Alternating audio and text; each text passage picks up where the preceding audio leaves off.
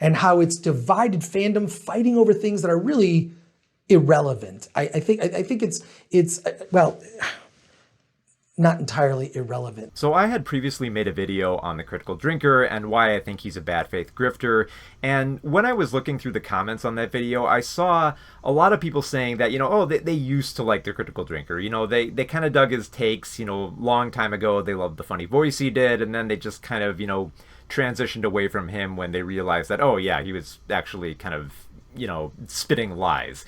I don't really have that level of nostalgia, for some of these YouTube personalities. So I found it really hard to relate on that level.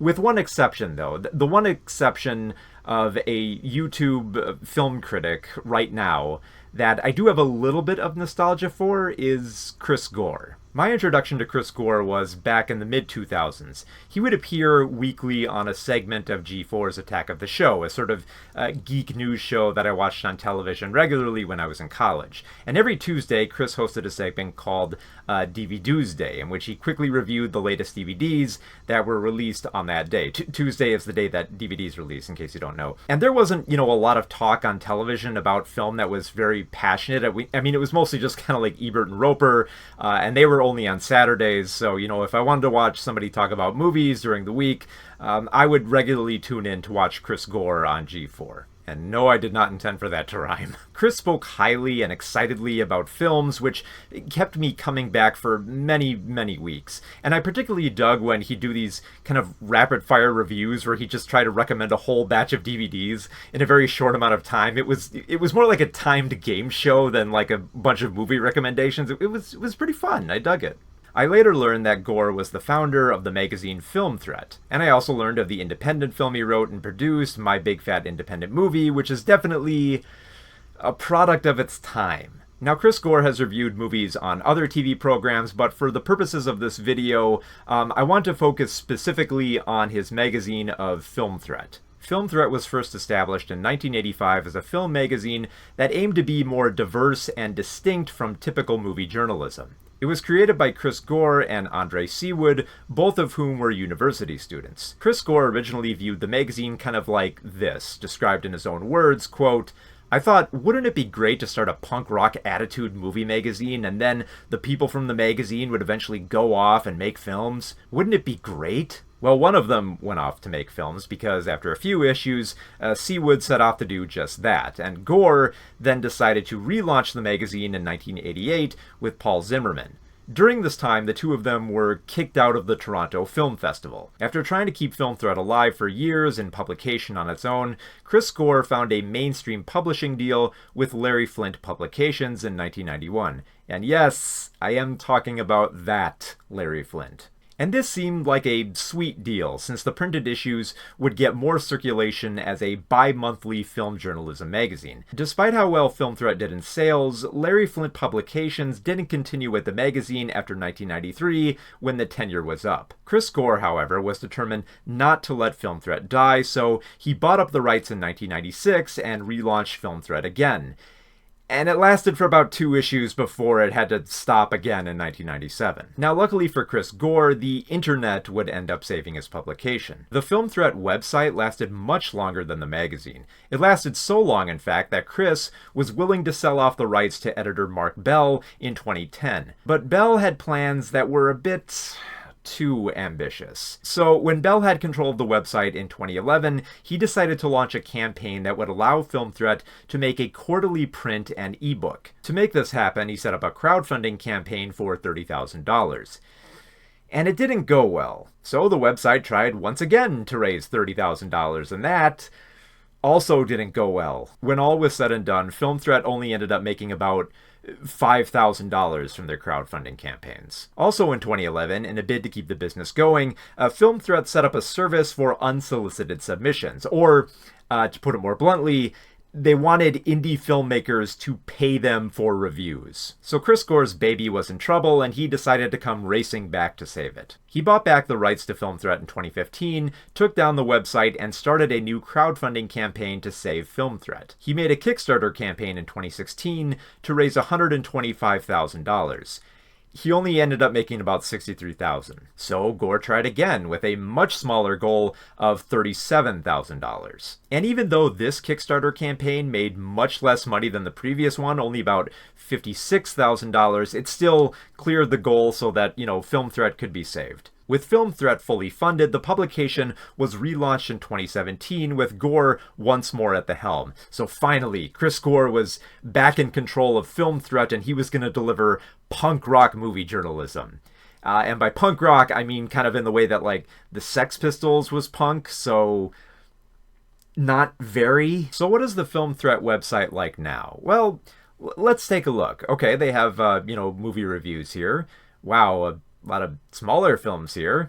I wonder how many indie filmmakers had to pay Film Threat directly for these reviews. Okay, but let's not focus on the film reviews. Let's actually go to the features section. I'm actually kind of curious to see what type of articles they have in this section. So in the features section, they have articles like fact-checking The Deer Hunter for its Russian roulette scene, 5 action films about dads, why writers love Mac Fox electric bikes. Wait, what? Why is this a feature?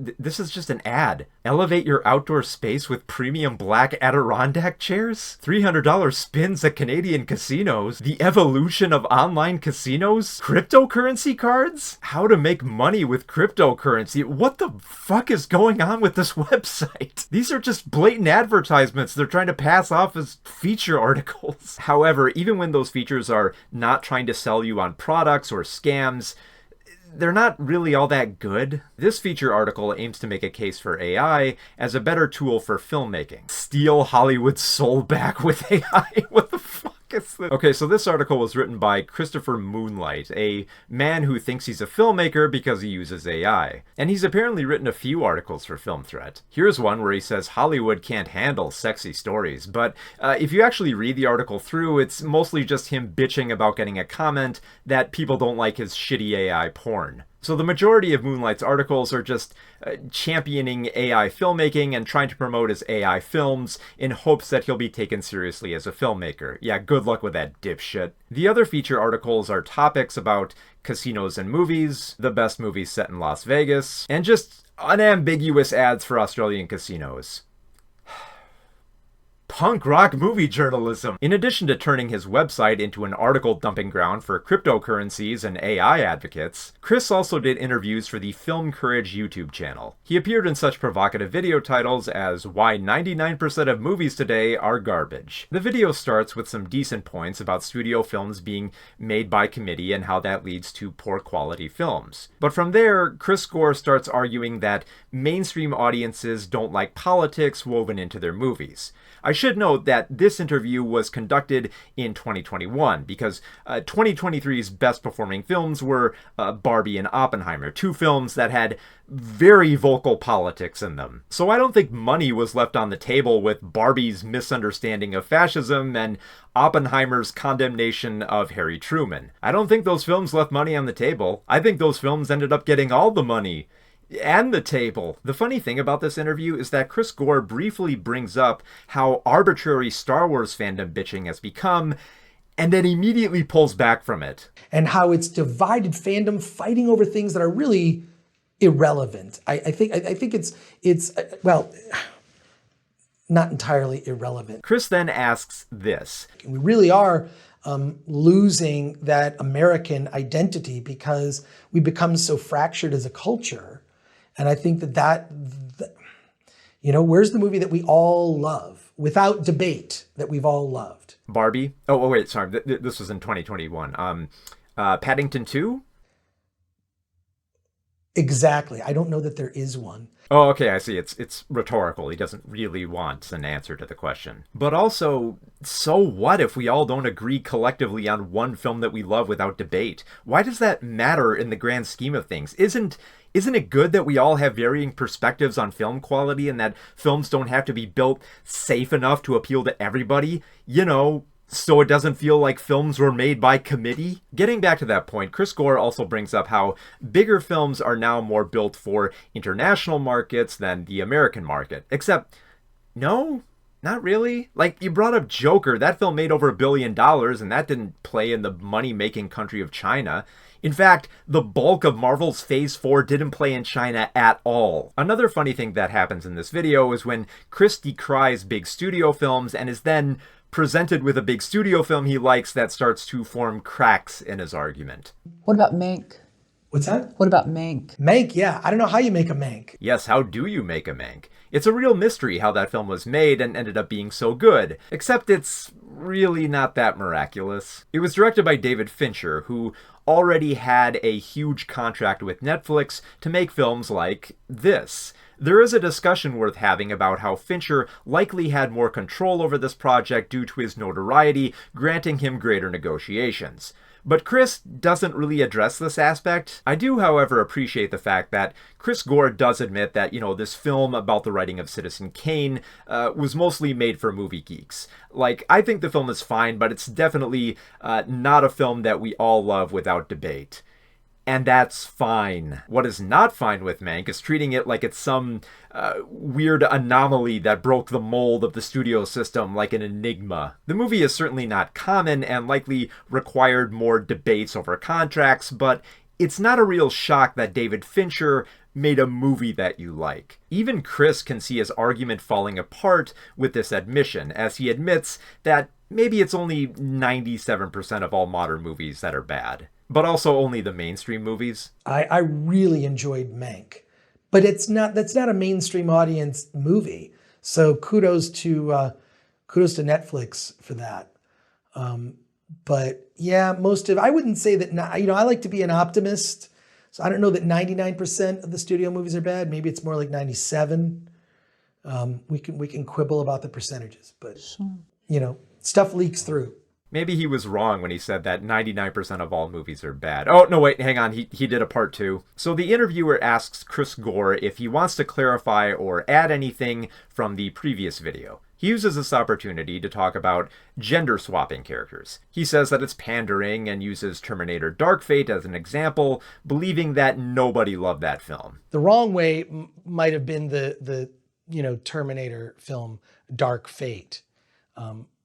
Which I'm not sure who loved that movie. The gender swap he's referring to is Grace, but Grace is not a complete replacement for Arnold's T-800 character. She's literally a cyborg super soldier of the future who volunteered to undergo a process that makes her more machine-like. That's a fundamentally different character from the T-800, which was a reformatted machine and not a human turned into a Terminator. And honestly, Grace is one of the better aspects of that film. Like, really, if you wanted to complain about gender swapping in Terminator, why aren't you bitching about Terminator 3 Rise of the Machines? The TX in that film is literally a gender-swapped version of the T-1000 with the same liquid metal abilities and everything. Like, there's your lazy gender swap right there, if that's what you wanted to criticize in Terminator. Also, I was pretty lukewarm on Terminator Dark Fate, but I do know people who love that movie. So for fuck's sake, Chris, just expand your friend group or talk to more people. But then Chris Gore gets hung up on Back to the Future, based on a rumor he heard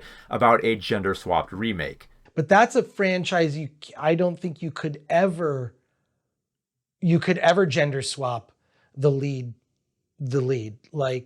and call that lead Mandy McFly, and having some sort of weird relationship with a younger version of her father would be very awkward. He argues that you couldn't do a woman stumbling into a relationship with her father because that would be too awkward, even though Marty getting into a relationship with his mother was already uncomfortable and awkward. Unless you think it's not, which is pretty gross. Then Chris goes into the bog standard rant about how you shouldn't gender or race swap any character and that you should just make original characters. But that's a lot harder to do when people like you bitch about original characters as well. Like Grace from Terminator Dark Fate, an original figure who isn't based on any previous characters and has her own unique backstory and abilities, but dumb fucks like you think it's just ripping off previous Terminators. Chris then goes into another rant about how there should be more original characters from original creators, and can't understand why studios won't embrace more of that.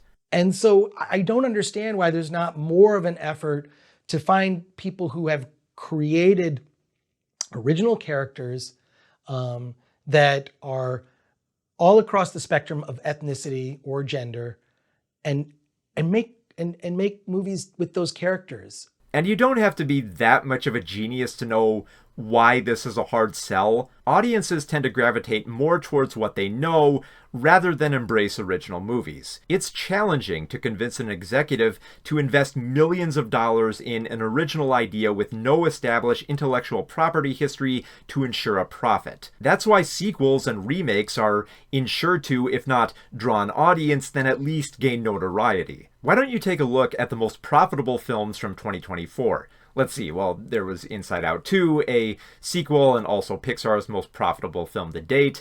Deadpool and Wolverine, a sequel. Wicked, okay, a musical based on a stage production, based on a movie, based on a book. Moana 2, another sequel. Despicable Me 4, another sequel. Beetlejuice, another sequel. Dune Part 2, sequel. Godzilla x Kong, the New Empire sequel. Kung Fu Panda 4, sequel. Bad Boys Ride or Die, sequel. Kingdom of the Planet of the Apes, sequel. Gladiator 2, sequel. Sonic the Hedgehog 3, sequel. The only film that made a lot of money from that year that wasn't directly based on a previously established film was It Ends With Us, at number 15 that year with $148 million.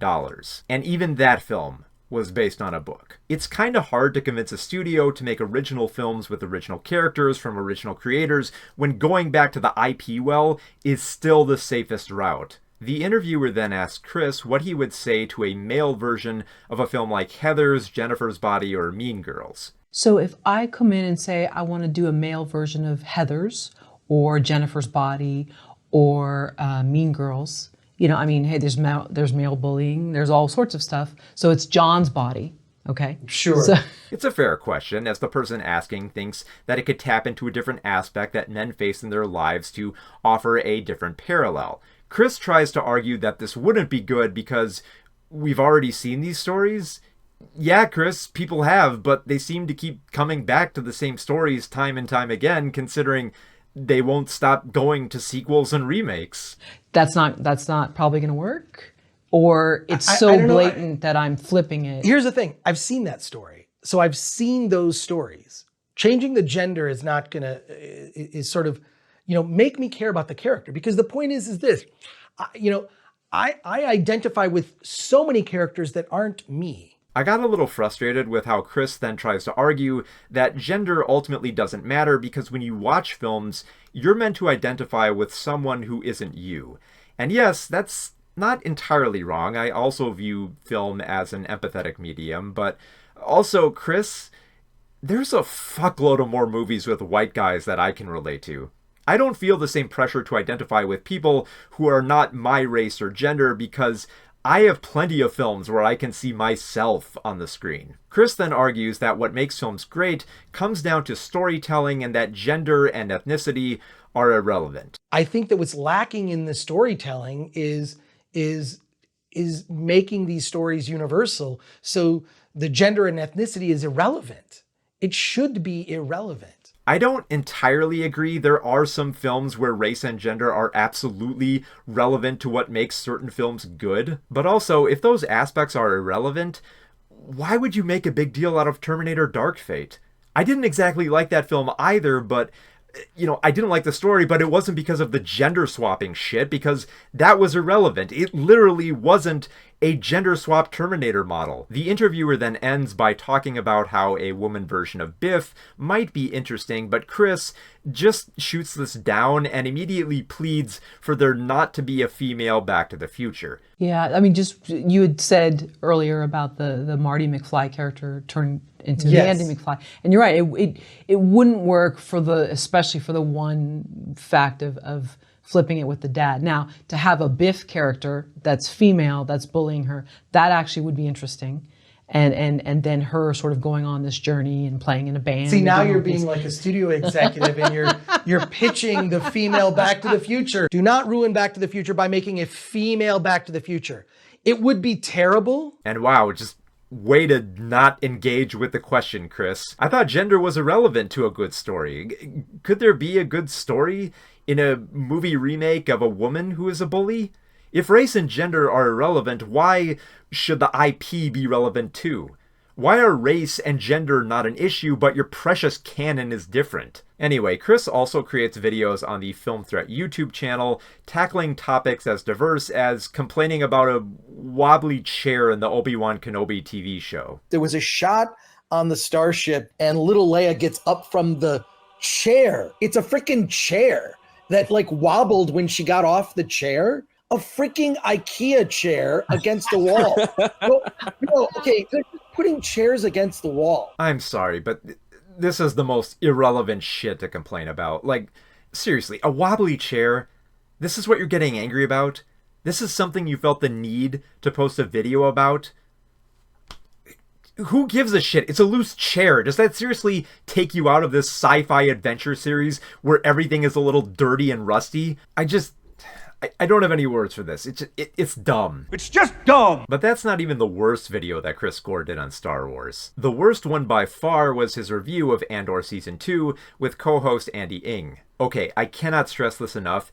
Andor is maybe one of the most potent anti-fascist TV shows that has been made in the past few years. It uses Star Wars not just to paint a more complete history of Cassian Andor from Rogue One, but a more intricate story of rising up against an oppressive regime. We get to follow so many interesting characters who are messy in how they either struggle to charge forward with a rebellion or keep their heads down while serving under the Empire. And Season 2 is just a satisfying conclusion. The rebels who fought back continue onward, fighting their oppressors, even if it's for a world that they'll never see. And those who follow the Empire don't die in service to a glorious regime. They die sad, pathetic, and isolated from the rest of the world with no chance of redemption. This aspect is most interesting with the character of Cyril Karn, who spends so much time obsessing over getting revenge on Cassian Andor.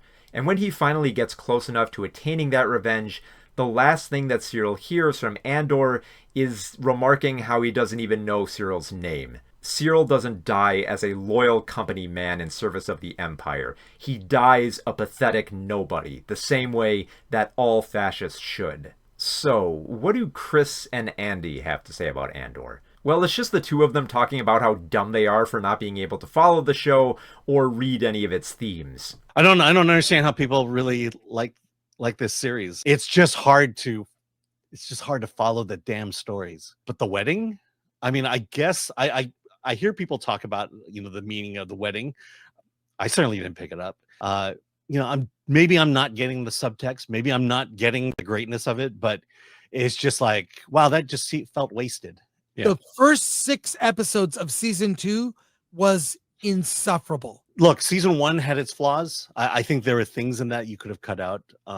It's just this one just really got on my nerves for some reason. Why Star Wars? I feel bad for Star Wars. I wish Star Wars was good again. I say you could take Andor season 1 and 2, cut it into 3 2-hour movies, the whole story. Tell one story, keep all the best of the action scenes, and just cut out whole characters that don't matter.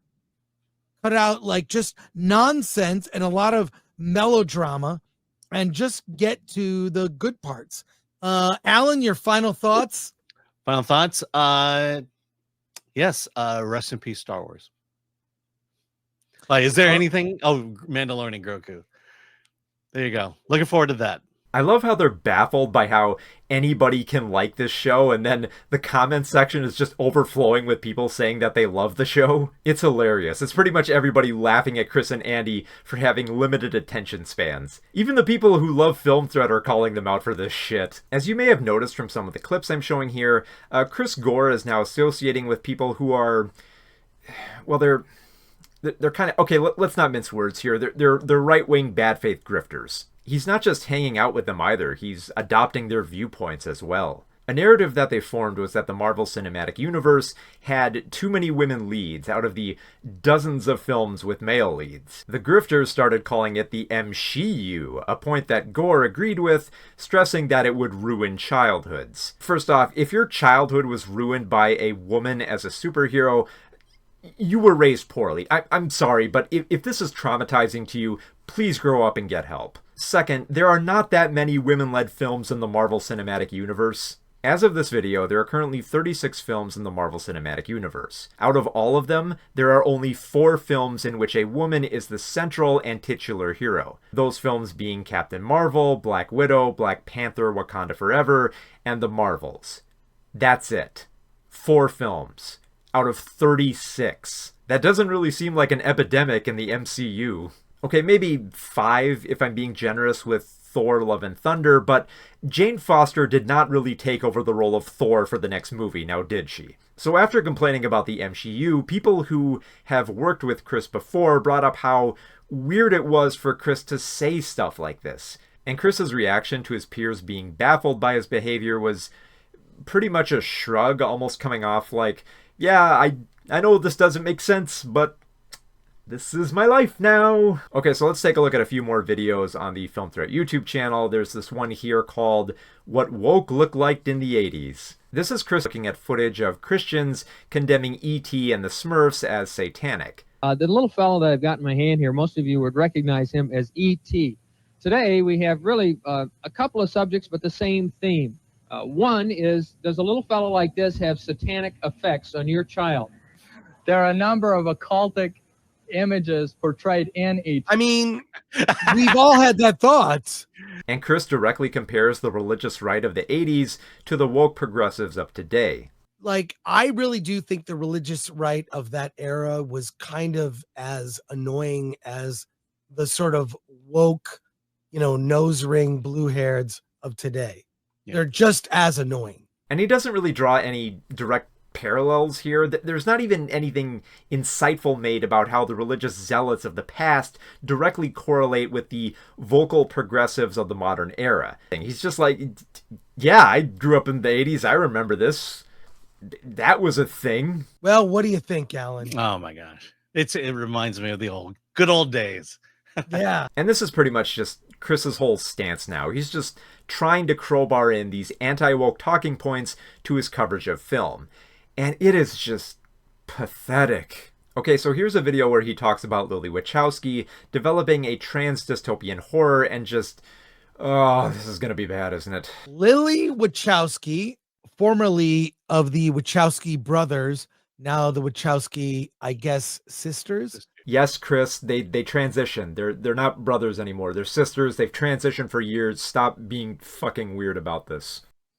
Lily Wachowski, formerly Larry, is set to adapt Manhunt by Gretchen Felker Martin's provocative 2022 horror novel into a television series that promises to be as bold and transgressive as the source material. The story explores identity, gender, and resilience through a raw, often gruesome lens, making it a standout in the horror genre.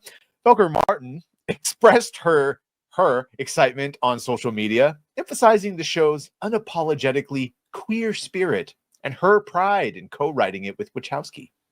This adaptation is part of a broader slate of explicitly queer and trans projects Wachowski is currently developing. In a recent interview, she confirmed her commitment to telling stories that reflect trans realities and resist current political backlash. Beyond Manhunt, she's working on an adaptation of Jordy Rosenberg's Confessions of the Fox and has completed a politically charged thriller script with her partner, imagining a trans-led underground resistance movement. These projects mark a continuation of Wachowski's legacy as a pioneering trans filmmaker, now leaning further into stories that challenge norms and center queer voices in visceral, genre-bending ways. Please end me. Just don't watch it then. Fucking hell, it's a project that's probably only going to appeal to queer folk and trans women. Why do you give a shit? So what do we think about this news? The Wachowski. This is satire, right?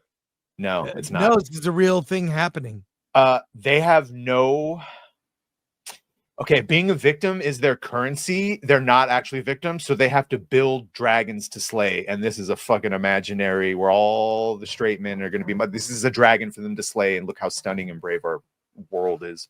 Transgender people are literally having their rights stripped away right now, you fucking idiot. Who the fuck is this guy anyway? Okay, so this is Angry Badger, a dude who just makes anti-woke content bitching about fandoms he doesn't really like. Great. What a credible voice to have on Film Threat. Now, Chris does become a minor voice of reason in this video by saying that this TV project is not going to be mainstream. He says that it should be made for the intended audience and that it should be badass, but he also says it should be made on the cheap. So yeah, make the show, but don't give it any money. Well, I mean, I don't think there's anything wrong with this getting made if it's made for the budget level that matches the audience. Yeah. Which Television network. Let me hit on that for quick, Alan. Just you can make any movie about anything.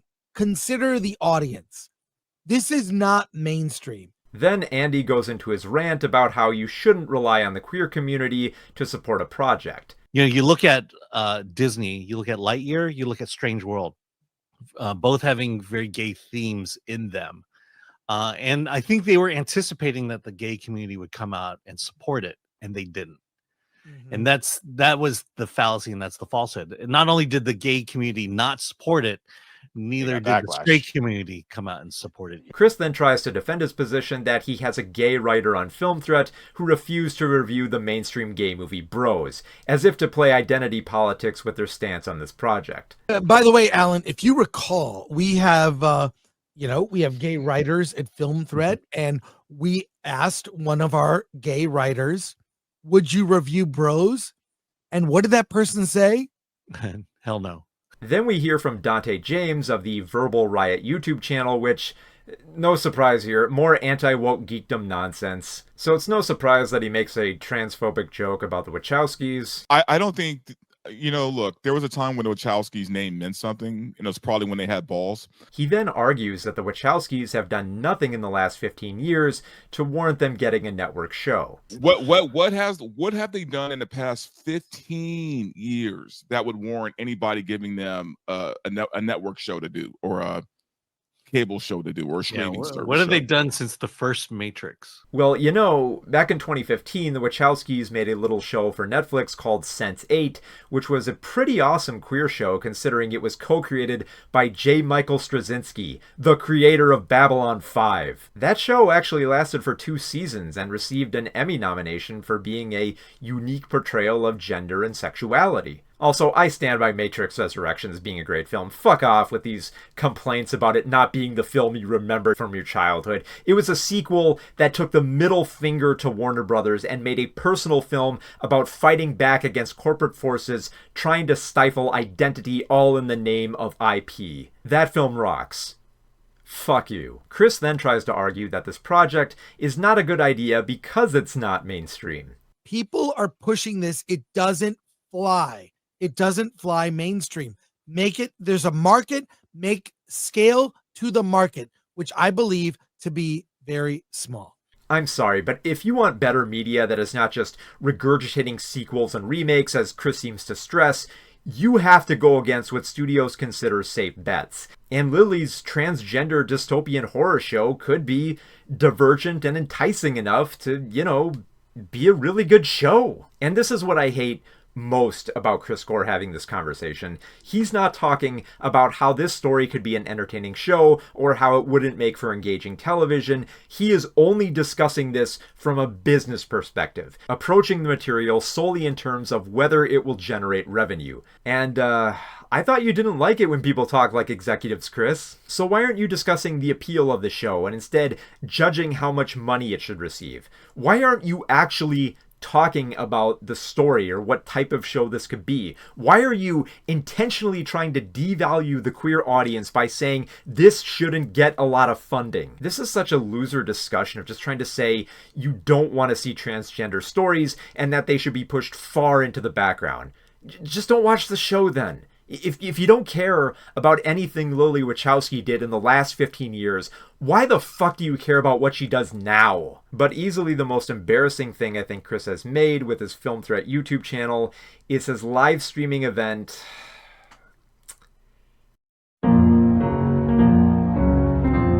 This was a live stream in which Chris and a number of other personalities declared that their love of Star Wars is dead because of Disney.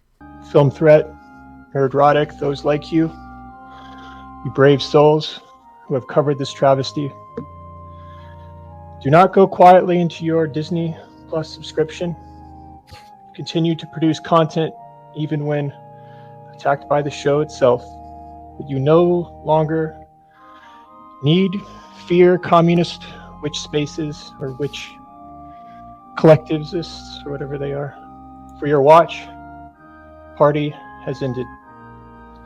You have proved the power of one is more powerful than the power of many and all that other commie crap. It was no longer the cool franchise I met when I was a kid that everyone could enjoy. It had become a staunch feminist. It had become overtly political. It had disowned so many of the books and comics that it had created. It had unfriended so many of the people who cared about it growing up. But thanks to Kathleen's influence, it didn't just unfriend its old family. Star Wars actively began to despise us. It began to fall under the influence of left-wing radicals, lesbians, and worst of all, people with extremely bad taste in movies and TV shows. The primary creative is joining us for the funeral today. Here he is, a Mr. Ryan This guy's fault. Rian Johnson. Hello, Yes. sir. Hello, it is me, Rian Johnson. We come here today to bury my dick in the ass of the fandom one last time because my dick is dead, everybody. My dick is dead. This goes on for 7 hours. This is unfathomable levels of cringe. Like, okay, fine, I get it. You hate what Disney did to Star Wars. You could just not watch the Disney Star Wars stuff. You could just watch old Star Wars and remember that fondly. You know, plenty of people do this with their franchises that have fallen out of favor. Why do you have to be weird about it and make a fucking funeral for your fandom? This is just so embarrassing. Like, how could this get any worse? Like, is Chris Gore parroting talking points from Ben Shapiro now? Wait, is he? Oh, for fuck. Bill Burr is very angry with those of you who think that Snow White sucked and are making fun of Snow White. For conservative people to act like they're not the biggest babies also is hilarious. Have you seen this? My people, Whitey, we're all upset. There's enough of us to get it going, trending anyway. We're upset about the new Cinderella movie.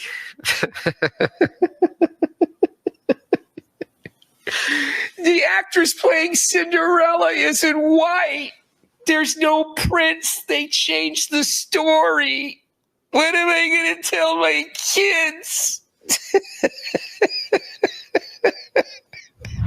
All of us making fun of them recasting Snow White as a not white person when it's literally in the character description. That's his suggestion of conservative sin. This is a dude who does comedy about the airline boarding processes. There's no one whinier in comedy than Bill Burr. So here's my comment on that. I don't care what Bill Burr says. Be funny. If your job description is comedian and now he's riffing on conservatives, it wasn't funny. If it was funny, which funny is rooted in truth. I agree, Chris, but the truth is that conservatives get really whiny and obnoxious when it comes to this inconsequential shit like Disney movies that don't have a white cast. It actually is pretty funny how predictable it is to piss off conservatives. I don't care if Bill Burr makes fun of left, right, whatever. Just be funny. It was objectively not funny. Did you laugh? Oh, from Bill Burr? What do you? Yeah, just now what we saw, the clip. No, Yeah, I was quite insulted, by the way. And also, it's just political commentary. Now he's just mocking one side. He still mocks both sides, you idiots. You just got all pissy when Bill spit acid at conservatives over the most pointless shit to be mad at, like a Snow White recast. It's also pretty ridiculous that Andy thinks Bill is being blackmailed into ranting at conservatives when he's pretty consistently said shit about them for years. Okay, so now it just looks like Chris is fully on board with this anti-woke grifting train now that he's going to Ben Shapiro for his news. In another attempt to gain favor with the anti-woke crowd, Gore tried to propose that Disney Plus create a separate streaming service for their gay media. They need to consider, to test the marketplace, spin off another brand that is effectively their woke/gay brand and just make honestly gay content. Wow, Chris, what a novel idea. 2 separate Disney streaming services. You see, there'll be Disney Plus, which houses Disney's heterosexual movies and TV shows, so, you know, the overwhelming majority of their catalog, and then Disney Sparkle, which will house the small amount of Disney gay media that they have. That way, the heterosexual and homosexual Disney media and crowds won't mix together. There won't be a mixture of the gay and the straight. Gosh, it feels like there's a word for this, you know, a term for how you separate 2 types of people to keep them apart, you know, where you know, you make sure they don't mix because a dominant group will be more openly bigoted. I feel there's got to be a word for that. What is it? Oh, it's segregation. Now, while it is fun to laugh at how far Chris has fallen, there's a tragedy to all this. Because there's a byproduct that Chris might not have expected from his new alliance that he's made with the anti-woke crowd. The same crowd that goes after the franchises of Marvel, Star Wars, and Lord of the Rings for petty shit will do the same to the more revered original films from festivals and acclaimed directors that Chris Gore might champion. Chris learned this the hard way when he sang the praises of Yorgos Lanthimos' Poor Things, and then heard his new band of anti-woke associates slander the film without seeing it. All of this went down on the channel Midnight's Edge. A super chatter and Tom of Midnight's Edge immediately jumped to the conclusion that Poor Things was Hollywood pedophilia. Chris was so pissed at this generalization that he started screaming at them on a podcast with his loudest, angriest voice. Well, that's fair. I agree to disagree with Chris on this, but you know what? I'm going to watch the film. I'll watch the film and I'll see what I think. And before Chris goes, let me just a fucking moment for a second. This is just as stupid as Sweet Baby censoring other ideas. We should be able to, in a creative space, explore all sorts of weird shit, and you can see it and judge for yourself. This person is refusing to see it. Thank you for your closed-mindedness. And fine. Here's the thing I was pissed off and reacting to. Tom hasn't seen the film, and he has an opinion about something he doesn't know anything about. And he's accusing me and throwing little accusations of pedophilia. Fuck off. I don't think anyone tried to say that against you. Look, the creative choices there. Go see the fucking movie. I'm going to watch the movie, Chris. I don't want to. I'm going to watch the movie, Chris. I'm going to watch the movie. I don't want to debate people who haven't seen a thing. I'm going to watch the movie, Chris. Soon after this podcast, Chris Gore suffered a stroke.